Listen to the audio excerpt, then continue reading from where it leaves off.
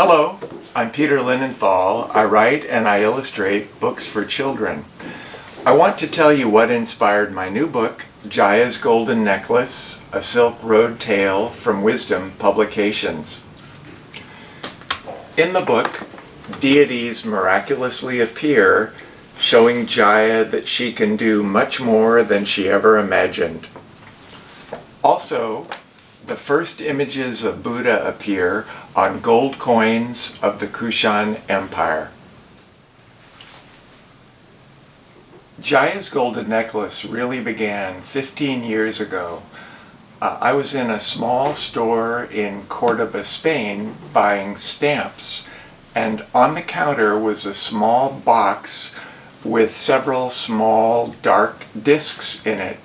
I asked the store owner what they were, and he told me that they were ancient coins, 2,000 years old, from a village a couple miles away, and they cost about $10 each. I bought one of them, and that purchase started me collecting ancient coins. Here's an enlargement of that first coin that I bought in Spain. It shows a head that's always looked to me like a Picasso drawing. I was amazed that for such a low price you could buy a piece of ancient history that opened a window on an ancient world. These small bits of metal covered in images and writing are beautiful and fascinating. In my collecting, I came upon a coin which stopped me cold. I'd never seen anything like it. I couldn't imagine who the figure was wearing that exotic costume and crown. I couldn't identify the script around the edge, and I wanted to find out more about it. I found out that this is a coin of King Kanishka of the Kushan Empire. The Kushan Empire was in Central Asia, located on the trade routes of the ancient Silk Road. Those are the dotted lines here. The Kushan Empire lasted from the 1st century before the Common Era to the 4th century of the Common Era. And because they were located on trade routes between Han China and the Roman Empire, the Kushans became rich. I also found out that their coins had an incredible multicultural pantheon. Simultaneously, their coins showed Iranian deities, which are unfamiliar to us, like Inanna and Vado, the wind god. They also show Indian deities, like the four-armed Shiva here, and they have Greco-Roman deities that we have heard of, like Helios and Hercules.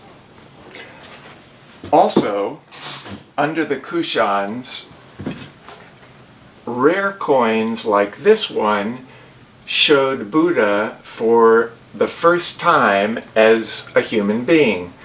Before that time, it was the Buddhist tradition to show Buddha symbolically, sometimes as footprints, sometimes as an empty throne, but not as a person.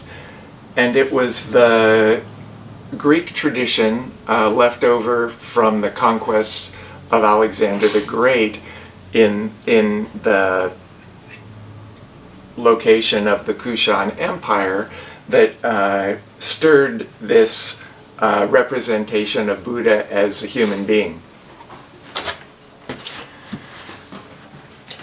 That representation of Buddha as a human being was part of a general reformation that was going on in Buddhism at that time. The idea of a bodhisattva became very important, a Buddha who has renounced his enlightenment until all have reached enlightenment. This statue of a bodhisattva made under the Kushans clearly shows that mixture of Greek, Indian, and Iranian cultures that most of us haven't heard very much about. I was amazed by all of this. I never had heard about any of it in elementary school or high school, and I thought that kids deserve to hear about this linking of East and West. So I worked on many drafts of Jaya's Golden Necklace, which is the story of a young girl's adventure on the Silk Road with her father, who's a sculptor commissioned by King Kanishka to carve the first statue of the Buddha. You can find out more about Jaya's Golden Necklace at JayasGoldenNecklace.com. There are pictures from the book, more information about the Kushans. There's a recipe for Jaya's mom's apricot almond birthday cake.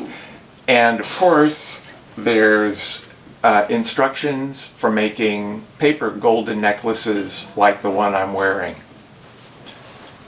Thank you.